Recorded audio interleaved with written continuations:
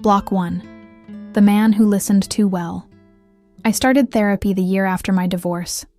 I wasn't in crisis, not exactly, but I was exhausted, numb, really. Everyone around me had advice.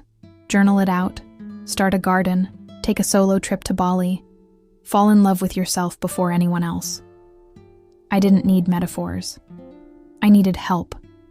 Quiet, methodical, professional help. That's what I thought therapy would be. Structured healing in a neutral space.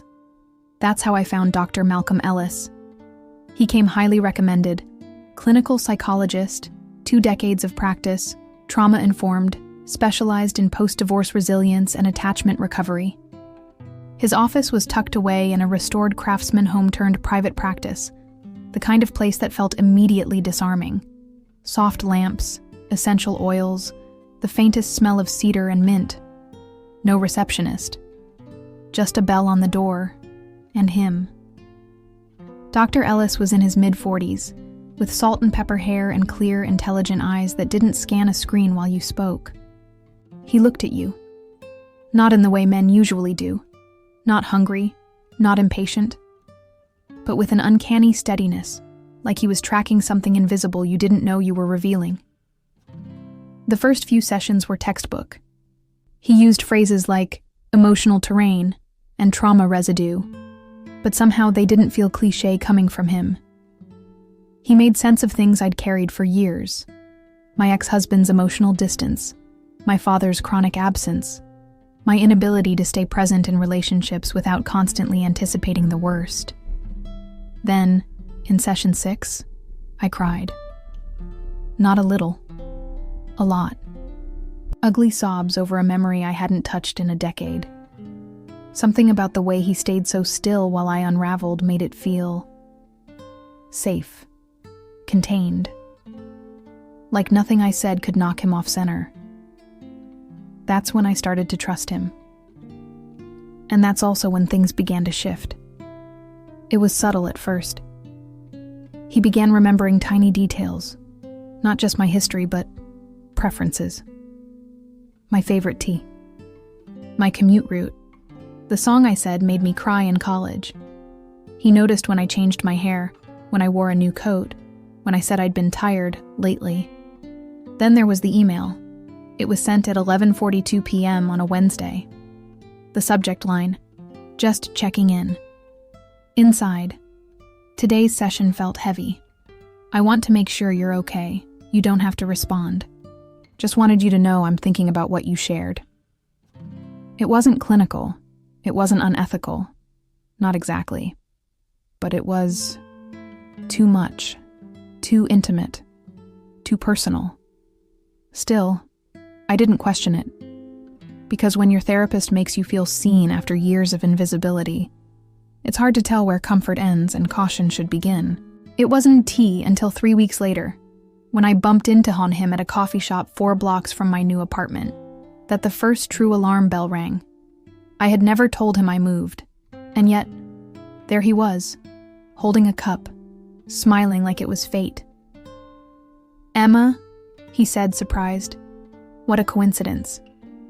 But it wasn't coincidence. It was pattern. And suddenly, the man who had felt like a mirror for my healing started to feel like a window someone else was watching through. Block 2. The mirror begins to crack. The coincidence at the coffee shop unsettled me more than I was willing to admit, even to myself. It was easy to rationalize. After all, therapists have lives too. Maybe he had a friend in the neighborhood. Maybe he liked the chai lattes there. Maybe it was just bad luck, or good timing, depending on how you wanted to frame it. But something about the way he stood there, casual, too casual, triggered the same gut instinct I used to ignore in my marriage. That creeping feeling that someone knew more than they were saying and was waiting for you to realize it too late. I went back to therapy anyway, part denial, part curiosity, part inertia. Therapy had become the anchor of my week, and in some twisted irony, I now felt I needed Dr. Ellis even more, if only to decode the new fear he had created. That next session, he didn't mention the coffee shop. I expected him to, at least a passing small world comment. But nothing. He kept the session focused on my narrative. Let S revisit the boundary patterns you mentioned last week. He talked about childhood scripts, internalized worthlessness, self-erasure in the face of dominant personalities. It was so textbook that I almost convinced myself I was overreacting. Until he said something I couldn't unhear. I just want you to know, Emma, that I admire your emotional clarity. There's something very compelling about the way you process pain. It wasn't the words. It was the tone. Not clinical. Not compassionate. Charged. It made me freeze, but only for a second. I nodded, said thank you, and forced the session back to neutral ground.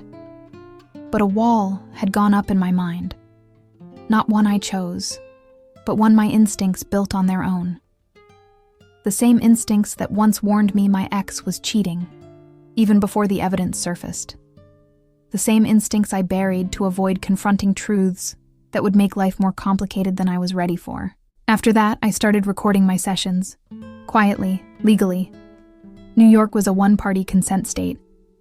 I told myself it was just for reflection, something I could revisit to better process what we discussed. But the real reason? I didn't trust him anymore. Over the next few weeks, the line kept shifting. Subtly, strategically. He stopped wearing his wedding ring. I didn't know he was married until he mentioned it once in passing. He referenced details I never shared, like the name of my neighborhood's dog park, or that I switched gyms. He commented on my smile once, after a difficult session, saying it lit up the room. And then one night, he texted. I know this is unorthodox, but you crossed my mind. Hope you're finding peace tonight. I didn't respond, but I screenshotted everything. At my next session, I confronted him. Gently, controlled. I said I was feeling a boundary blur, that I was concerned. His reaction? Calm. Too calm. Emma, he said, therapeutic relationships can feel intense. Sometimes the mind confuses emotional safety with attraction. It's natural. He wasn't accusing me. He was gaslighting me, turning my fear into projection, my gut into confusion. I ended the session early. He didn't stop me, didn't reschedule, didn't email. And that silence was more terrifying than all the inappropriate comments combined. Because predators don't panic when they're caught. They calculate. Block 3. The mask slips. I didn't go back to therapy the next week, or the week after. I ghosted him, the way I'd always feared being ghosted myself. But Dr. Ellis didn't leave it alone. On day 5 of my silence, I got an email, brief, professionally worded. Hi Emma, I noticed you didn't reschedule. I hope everything is all right. Just want you to know the door's open whenever you're ready. I didn't reply. Day 8, another message. This time, more personal. I've been thinking about our last few sessions. I hope you didn't feel misunderstood. Your insight has always impressed me. Day 11, a voicemail. His voice was soft, as always, but there was an undercurrent now, not concern, but irritation masked as worry. It's not like you to disappear. I hope you're not punishing yourself, or me. That last line chilled me. Punishing? I wasn't responding to a friend, or a lover. I was ignoring my therapist. And yet, he sounded rejected, possessive. I went to a new therapist, a woman. I told her everything. From the first session with Ellis to the coincidental coffee shop appearance to the text, the subtle flirtations, the emotional manipulation. She didn't blink. You were groomed, she said. That word hit like a slap, not because it was wrong, but because it was too right. She explained the term clinically, compassionately. Said what I already knew but couldn't name. The power imbalance, the trust he exploited, the confidentiality he twisted into emotional leverage. I asked her if I should file a complaint. She nodded slowly. You can, and you should. but it won't be easy. It wasn't. The licensing board required evidence. I submitted my recordings, the texts, the emails, the screenshots of his social media profiles I'd saved before he deleted them. But here's where it turned. 6 weeks later, I received a letter. The board had reviewed the evidence and opened a formal investigation, but they needed witnesses. And Ellis, predictably, denied everything. He painted me as a confused, emotionally vulnerable client projecting fantasies onto a stable therapeutic figure. Classic Darvo. Deny, attack, reverse victim, and offender. The worst part? He was good at it. Charismatic, calm, controlled. My new therapist warned me. People like Ellis don't implode easily. They unravel their enemies first. I didn't care, because I wasn't his client anymore. I was his accuser, and I wasn't alone. An anonymous email landed in my inbox 2 weeks later.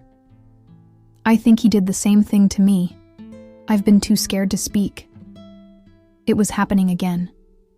Only this time, he wouldn't control the narrative. Block 4. Turning the spotlight. The woman's name was Lacey. She wasn't sure whether to tell me that at first. The email came from a burner account, signed only a former client. But when I replied, thanking her for the courage, she sent a longer message, and then another. Her story was almost identical to mine. Same therapist, same slow boundary erosion. The compliments, the accidental run-ins, the late-night messages. Only she had stayed longer, nearly a year. She didn't know it was wrong until her partner found texts and confronted her. She thought she was the problem, that she'd seduced her therapist, crossed a line, ruined something. It took her 2 more months and a new counselor to realize she'd been manipulated, that her vulnerability had been weaponized, just like mine. I asked if she'd speak to the board. She hesitated. Then she said yes. When she filed her statement, everything changed. Because now the board saw a pattern, 2 independent reports, matching behaviors, corroborating evidence. It was no longer her word against his. It was ours. That's when the media found out. A local journalist, someone who had done a series on professional ethics in medical practice, emailed me after a court clerk leaked the complaint. I didn't want my name published, not yet. But I gave her the story. The timeline, the warning signs, the recordings, the paper trail. Her article ran 3 days later. Licensed therapist accused of emotional exploitation by former clients, a pattern of predation.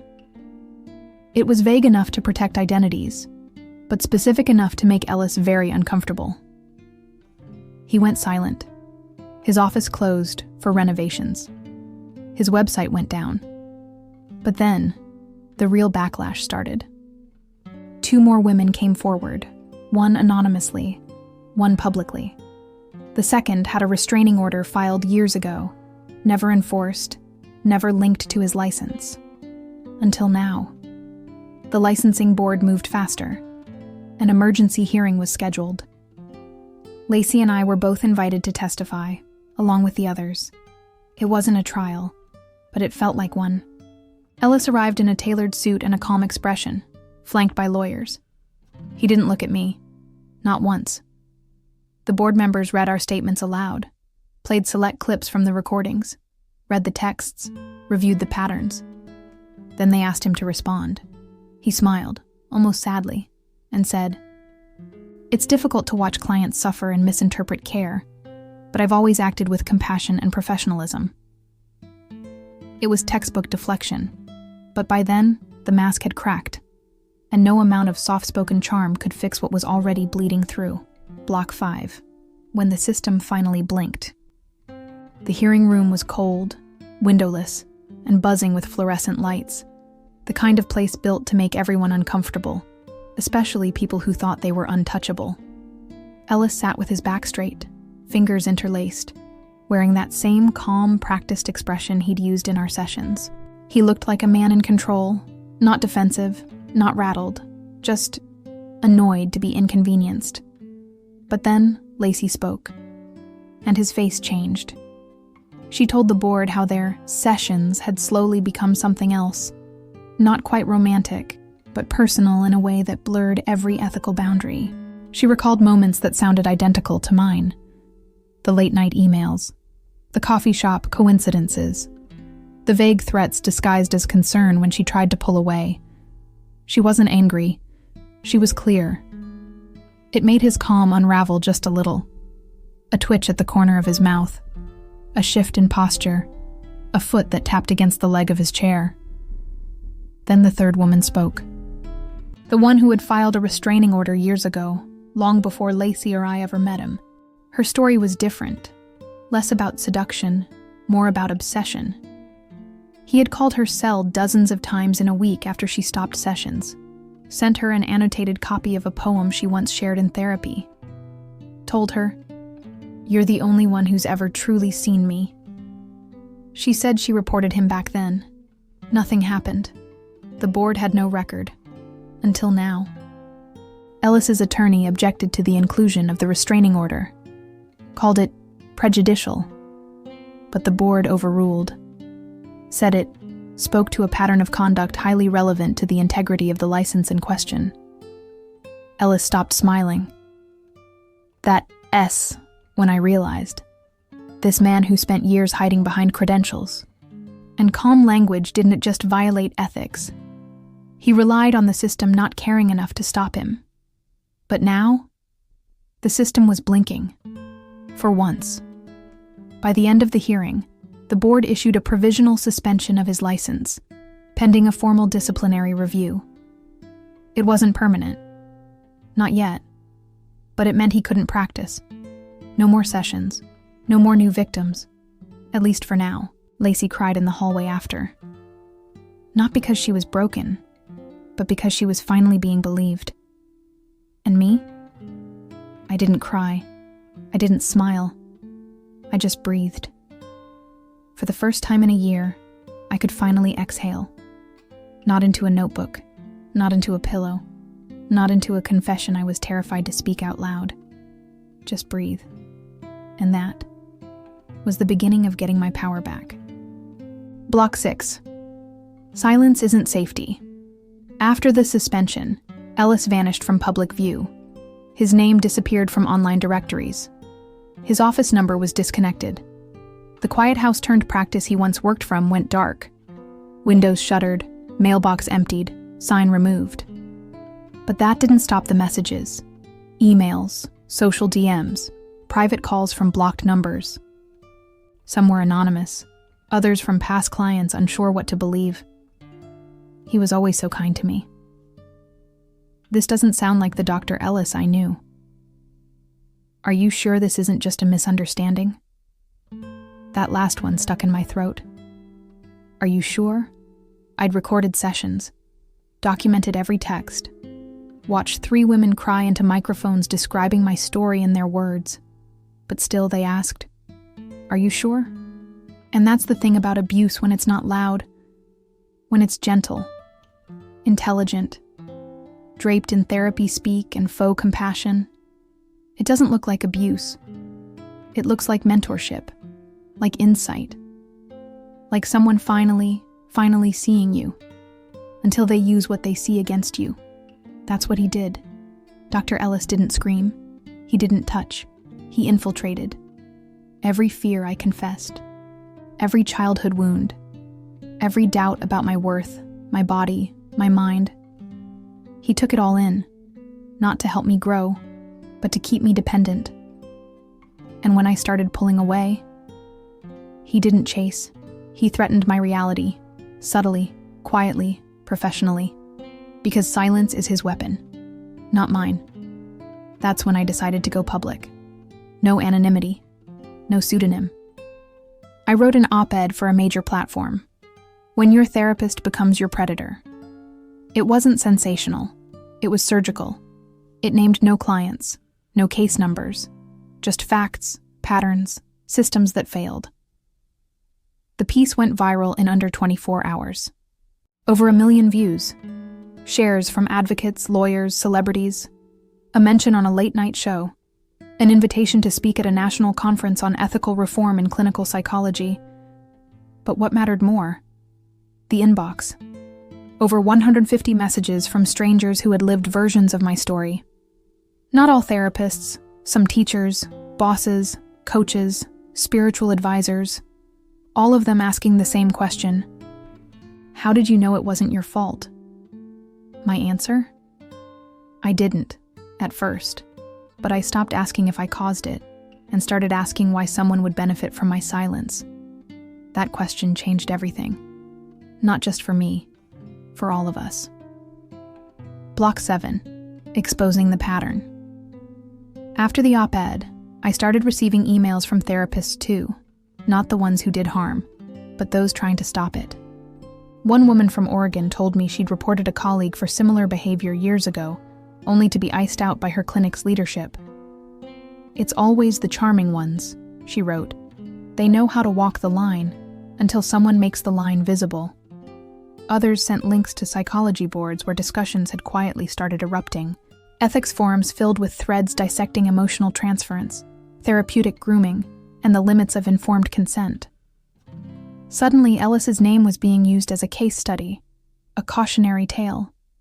The board didn't stop at the suspension. They reopened all client complaints from the past decade. They found 3 more reports, all previously dismissed as unsubstantiated, most from women who dropped therapy entirely after being told nothing could be proven.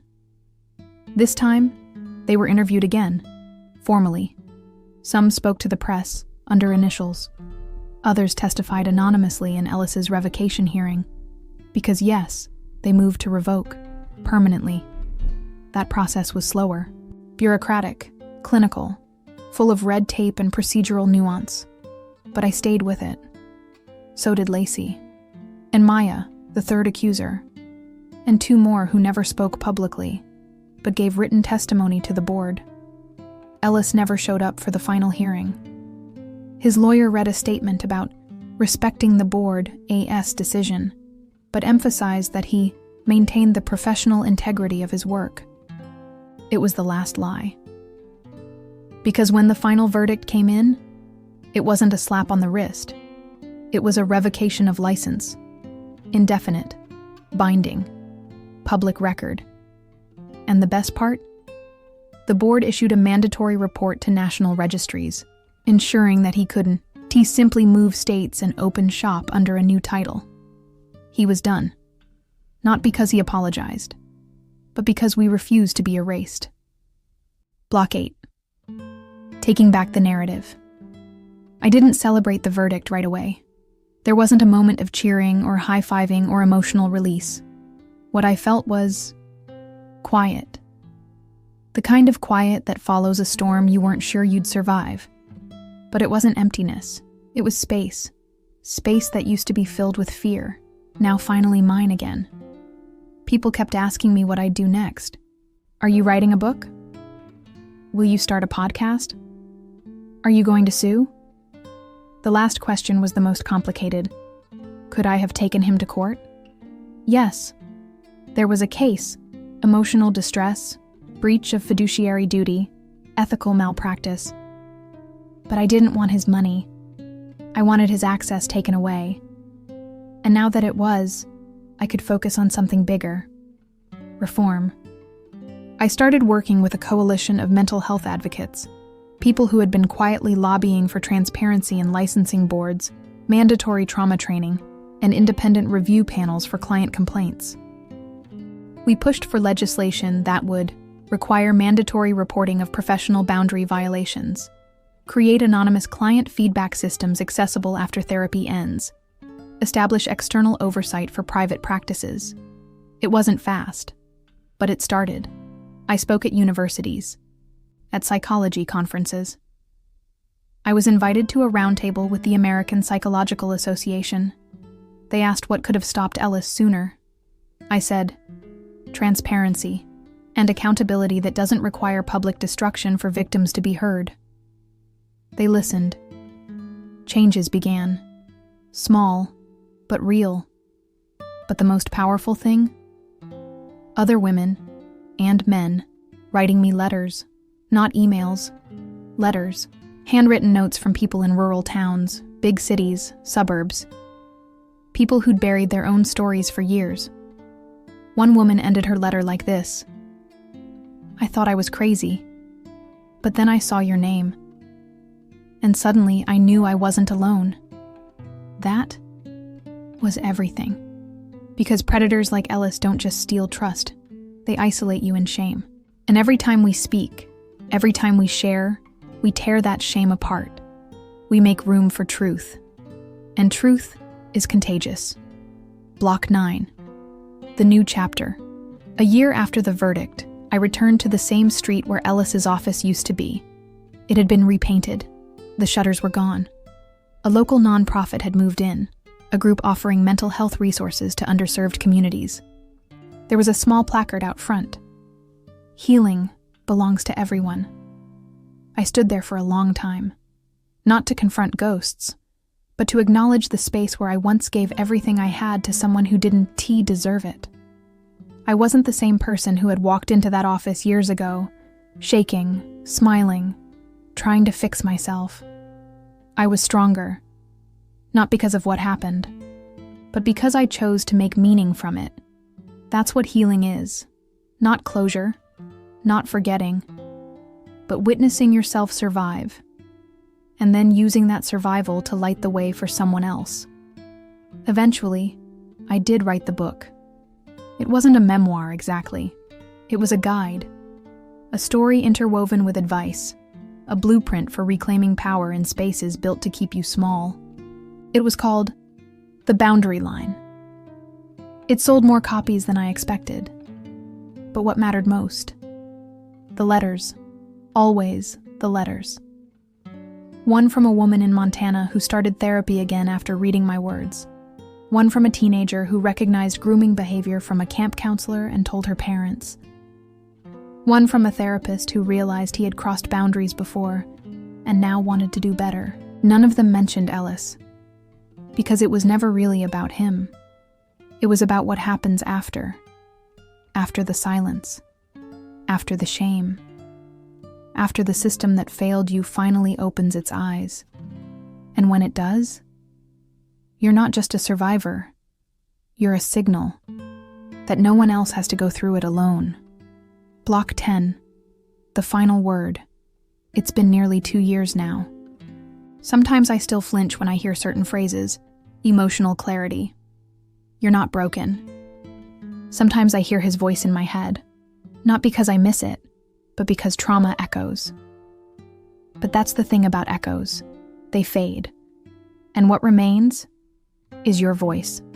Stronger, clearer, yours.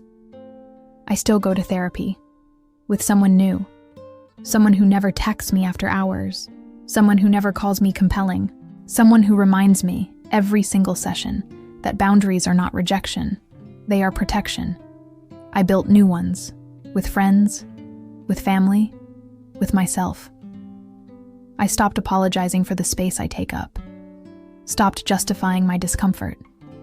Stopped explaining why I say no. Because healing isn't about being untouched. It is about being untouchable to people who want to use your pain as a doorway into your life. When I speak now, when I teach, I always end with the same story. The first time I told a new therapist that my last one hurt me, I expected judgment. She just nodded. "That wasn't therapy," she said. "That was betrayal wearing a name tag." So now I give others what she gave me. The truth, plain, powerful, and patient. The reminder that you are allowed to leave, allowed to speak, allowed to fight back. And most of all, you are allowed to be believed. Because you were never the problem. You were the warning. The mirror. The voice that said, "This stops here." And now, it has.